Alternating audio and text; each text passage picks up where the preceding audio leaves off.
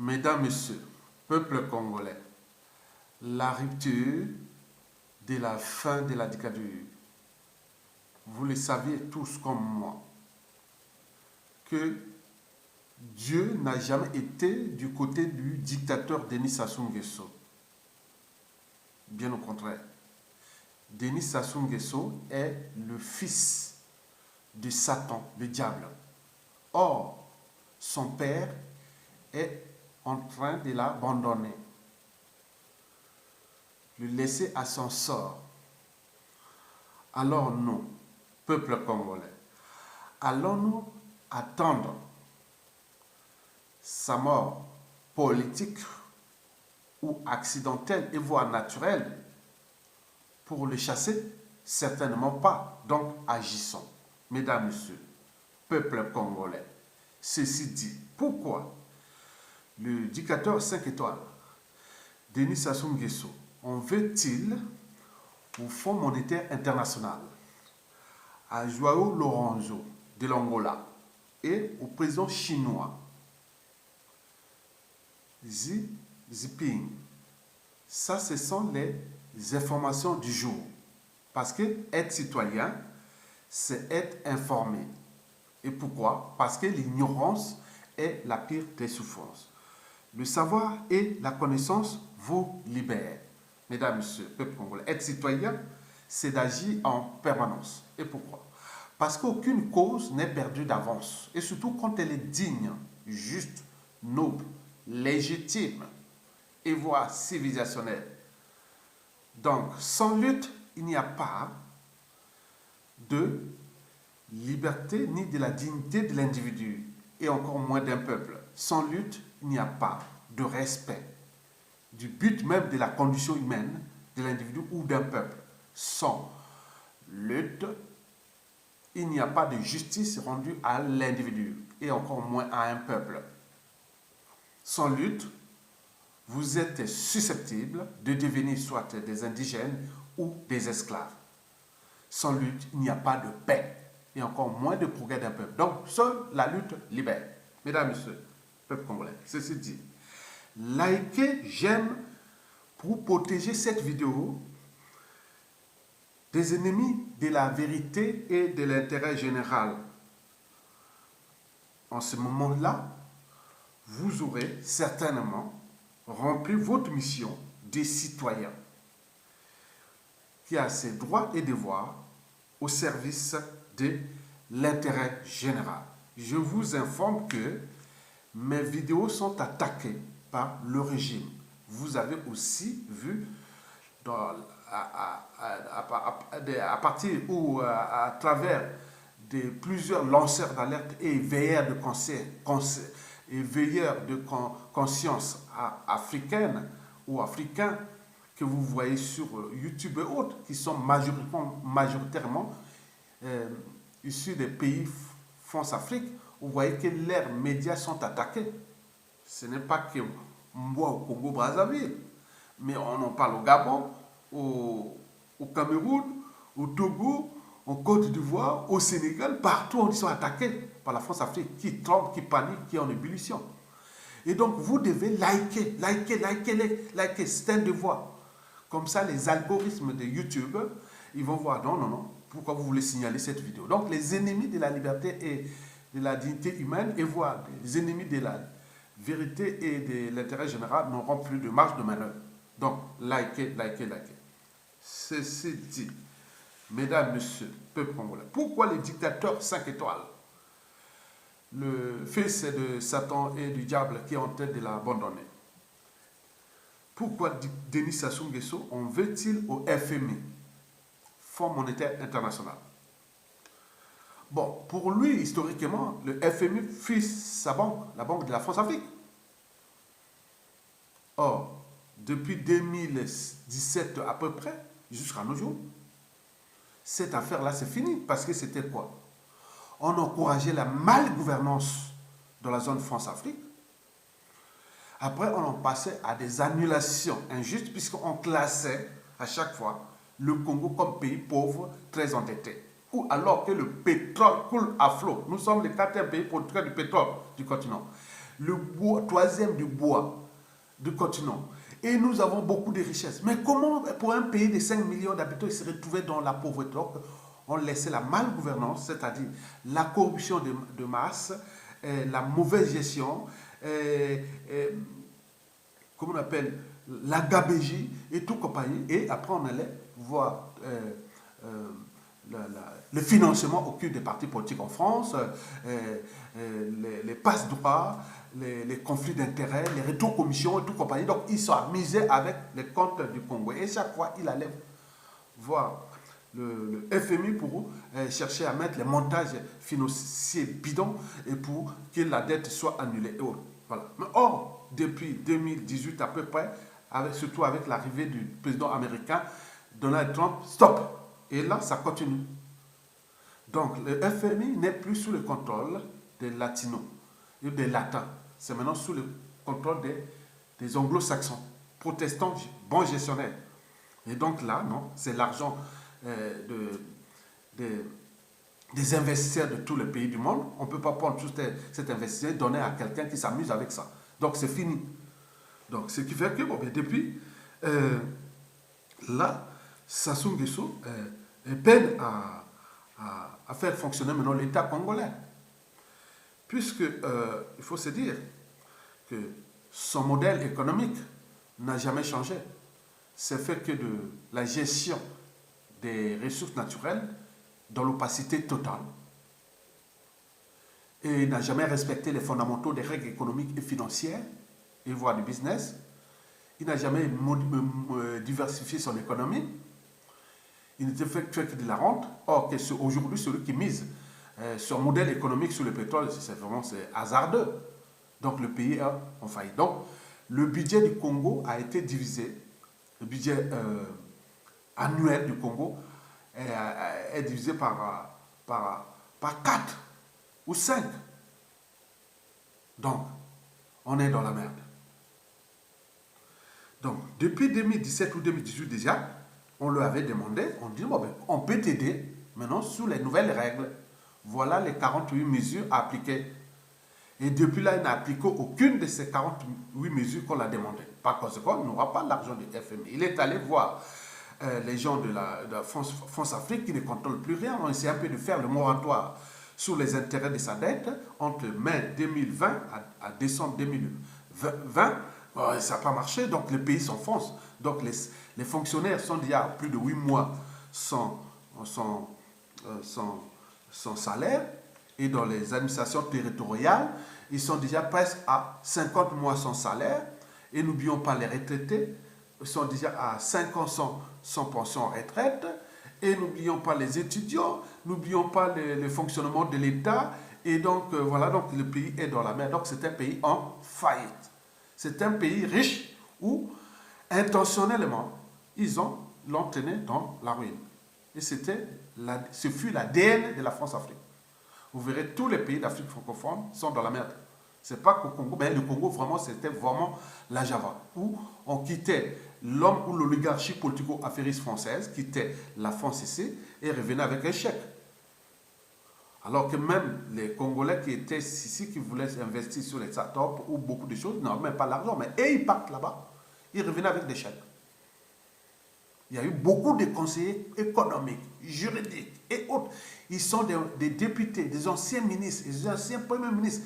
Ils ont des titres là-bas, chez Sassou Nguesso au Congo-Brazzaville. Donc, ils gagnaient entre 5 000 à 15 000 euros tranquillement. Alors qu'ils sont même députés ou maires ici en France. Ils sont anciens ministres, ils ont d'autres missions. Donc, vous voyez comment un État a été asséché et ruiné. Et donc, c'est devenu un pays unipotière. Bon, donc, vous avez tout compris. Donc, voilà pour la petite histoire du FMI. Parce que le FMI, en fait, il ne veut pas lui donner l'argent parce que c'est d'abord pour les problèmes éthiques entre les anglo-saxons et les latins.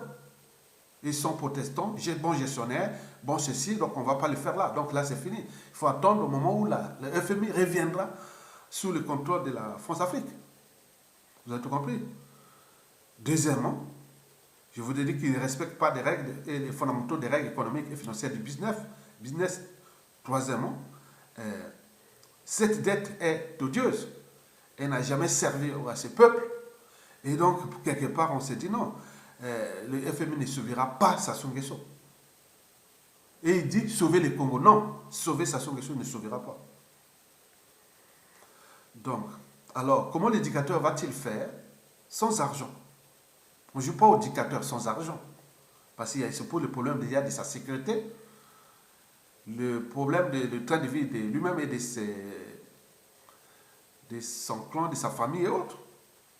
Il y a là aussi la corruption qu'il faut assurer. N'oublions pas l'entretien de la logistique et le personnel de la répression contre le peuple congolais, c'est-à-dire ceux qui sont chargés d'aller arrêter, brutaliser, terroriser, assassiner, torturer et autres. Donc il y a une logistique, il y a du personnel, il faut financer ça. Mais comment va-t-il financer ça? C'est tout le questionnement. Bon, donc, c'est là que vous avez tout compris que Sassou Nguesso a désormais des embrouilles avec le FMI qui est debout, il est en colère, et parce que si le FMI ne le sauve pas, il est fini, il va descendre. Et c'est que les Congolais, la résistance, la vraie résistance en veut. Pas d'argent à Sassou Nguesso qui se débrouille tout seul. L'argent qu'ils les ont caché dans les paradis fiscaux qu'il a cherché. Au moment que les autres sont en train de bloquer ces circuits pour que l'argent-là ne revienne pas sous le compte de Sassou Nguesso. Donc là, c'est bloqué. Ils sont là. Vous avez tout compris. Donc c'est un processus où le diable, Satan, est en train de l'abandonner. Son père d'ailleurs. Mesdames et messieurs, peuple congolais. Alors, deuxièmement, pourquoi Denis Sassou Nguesso en veut-il au président chinois Xi Jinping? Vous avez vu la conférence que j'ai mise dans la vidéo là, la vidéo qui précède celle-là. Vous la verrez. Cette vidéo, on voit le ministre de l'économie et des finances, il y a Jean-Jacques Bouya, le neveu des gros travaux de merde, et le fils Denis Christophe Sassou Nguesso, le grand voleur de pétrole congolais, venir se plaindre que non, il vient de je dois nous aider. Nous avons signé des accords en 1964, mais vous n'étiez pas là. C'était les accords de Massabadeba que vous avez assassinés. Et donc comme si c'était un bien à eux. Ce sont les accords entre États. On ne vient pas pleurer comme ça. Ils devaient quand même nous aider. La Chine, nous faisons confiance. Et le président Sassou Nguesso fait confiance au président, son homologue chinois, pour qu'il puisse l'aider. Attends, c'est quoi? Vous venez pleurer avec tout cet argent que vous avez volé, stocké par-ci, par-là. Vous n'allez pas prendre votre argent, venez dire et dire non. En plus, ils ont menti complètement que cette dette est estimée à plus de 1000 milliards. 1000 milliards de francs CFA. 1000 milliards de dollars, c'est 1,8 milliard de dollars. Non, c'est pas ça. Ce qu'ils donnent là, que ce soit 2 milliards ou de dollars, c'est les 35% de la partie qui devait rembourser avant fin 2021. Explication. Parce qu'il y a eu échec. Il y a eu échec de cette partie-là. Explication. La dette privée de Denis Sassou Nguesso et de son clan, c'est-à-dire d'Nguesso, avec la Chine, transformée en dette publique odieuse, puisqu'elle ne nous appartient pas, c'est à eux, c'est leur dette, odieuse, s'élève à plus de 80% du produit intérieur brut congolais. Ce clan de voleurs et des ennemis de l'État congolais avait signé en 2018 des accords de la restructuration de cette dette indigne avec l'État chinois. Il s'agissait à l'époque de rembourser 35% de cette dette avant fin 2021 et 60% restants ou 65% restants avant janvier 2046.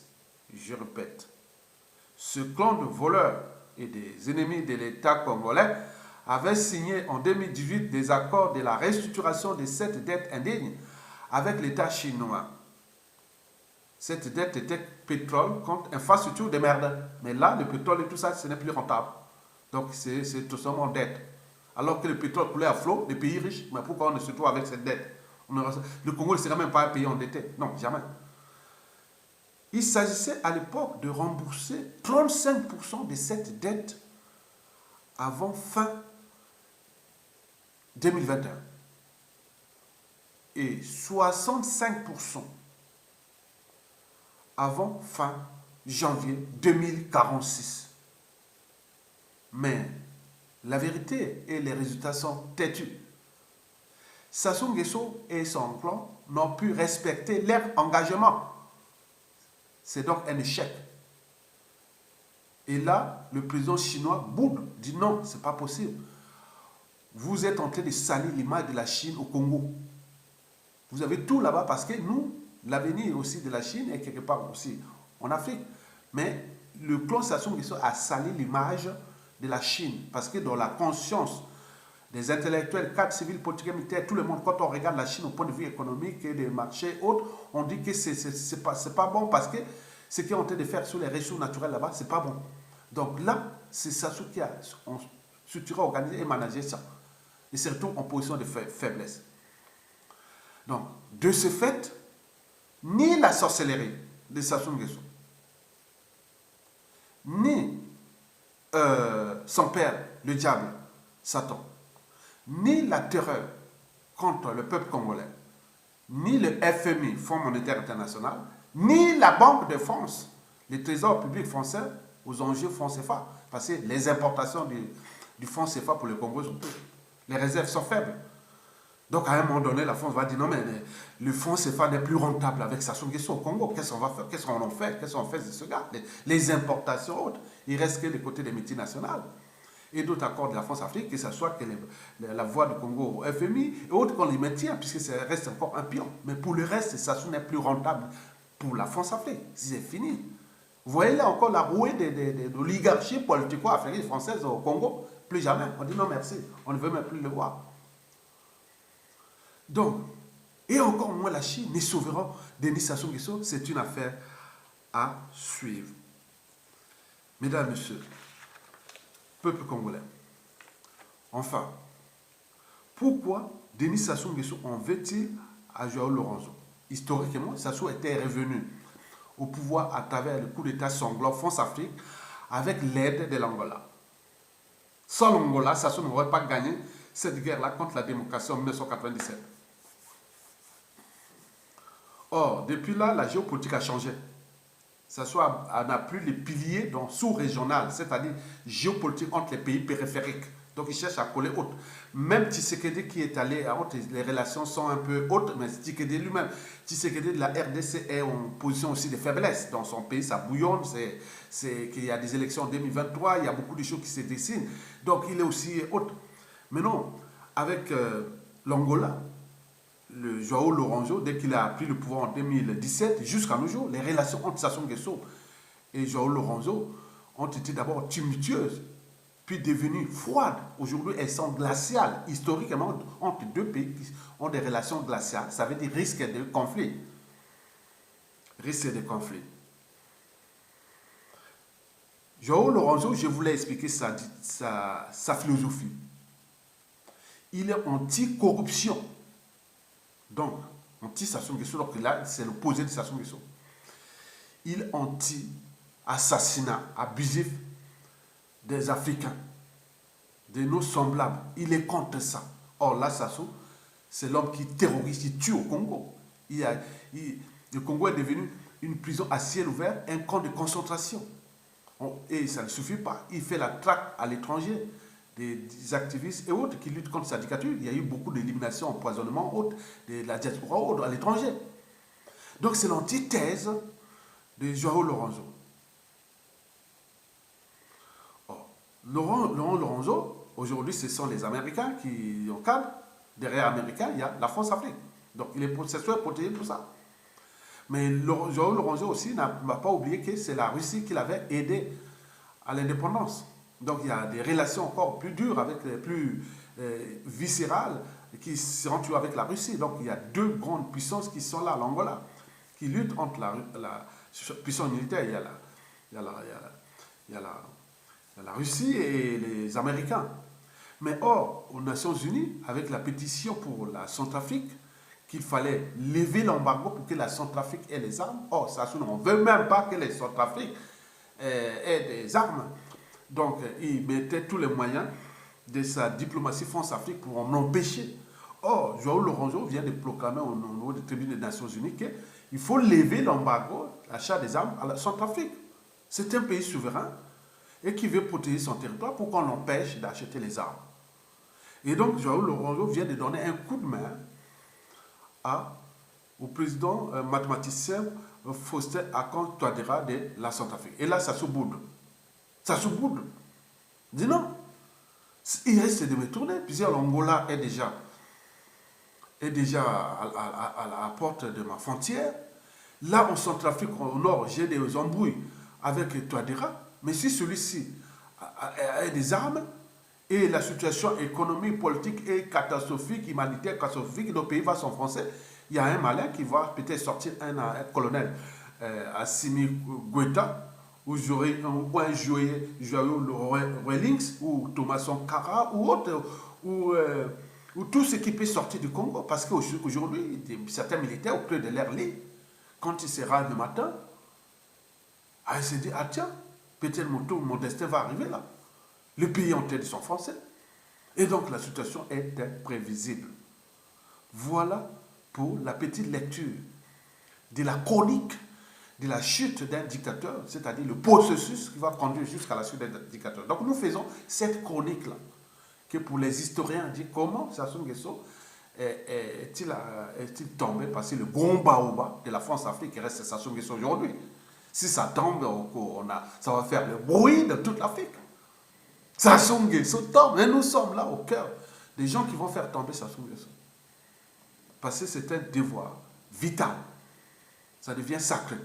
Parce qu'on ne peut pas prendre le destin de tout le monde, on a abusé comme ça. Il a piétiné tout le monde dans ce pays. Et ce pays d'ailleurs. Donc ça ne va plus durer. Donc attendre la mort politique ou accidentelle et voire naturelle de Denis Sassou Nguesso est une grave erreur. Donc agissons. Agissons d'abord pour travailler les réseaux que le fruit est mûr, il va tomber. Donc prenez déjà conscience de trouver tous les trucs pour enfoncer les clous. Et pour les activistes, les vrais citoyens qui sont libres dans leur tête et dans leur sang, likez. Je vous vois là, likez. Donc, vous protégez cette vidéo-là. Parce que il y a 2 jours, j'ai subi des attaques. Et j'ai fait certaines vidéos failli être même supprimées. Donc, quand je parle du clan là, cette vidéo, comme j'ai parlé beaucoup de ces gens-là, ils vont certainement signaler à YouTube. Mais YouTube, maintenant, aujourd'hui, elle est maintenant au courant, puisque je les forme que, voilà, c'est le système. J'avais écrit toute une lettre énorme que, voilà, la vidéo qui arrive là, c'est le régime de Sassou Nguesso, c'est la dictature, tout. J'ai fait toute mon plaidoirie, et je l'ai tout expliqué à YouTube. Maintenant, vous devez aussi m'accompagner à liker pour que ça crée la force. Parce que chez YouTube, là-bas, il doit connaître que Aya, c'est un influenceur, c'est un leader d'opinion, c'est des gens peut-être que si le dictateur tombe là-bas, c'est des gens qui vont prendre l'économie numérique là-bas, et voilà, c'est le marché de l'Afrique de demain, autres. Donc eux aussi, ils voient ça dans le sens-là. Donc likez, et à bientôt. Et bon dimanche à tous, et vous faites votre devoir de citoyen. Voilà les 3 dossiers que je voulais vous parler ici, parce que le dictateur est aux abois. Et donc nous devons continuer, c'est le processus. Il ne faut pas vendre la peau de l'ours avant de l'avoir abattu. Donc, mais nous sommes en train de lutter ensemble pour qu'il dégage. Donc, ne mettons pas la charrue avant les bœufs. Que ce soit le fédéralisme, que ce soit tout ce que vous voulez faire. Non, d'abord la pureté qui dégage. Et là, tous les indicateurs macroéconomiques sont au rouge, sociopolitiques au rouge, et même géopolitiques, géostratégiques sont en train d'être au rouge. Donc nous continuons là, parce que là, il devait tomber, mais il tient. Donc il faut aller unir la convergence des forces du nord au sud et de l'est à l'ouest. On est bien d'accord? Très bien. À bientôt et bon vent au peuple congolais. Je vous remercie et je dis merci à tous ceux qui, quand je demande de liker, ils sont là. Ah, voilà, c'est bien. Ça fait plaisir pour qu'on s'en sorte de cette dictature. on récupère notre pays d'ici peu. Merci beaucoup et à bientôt.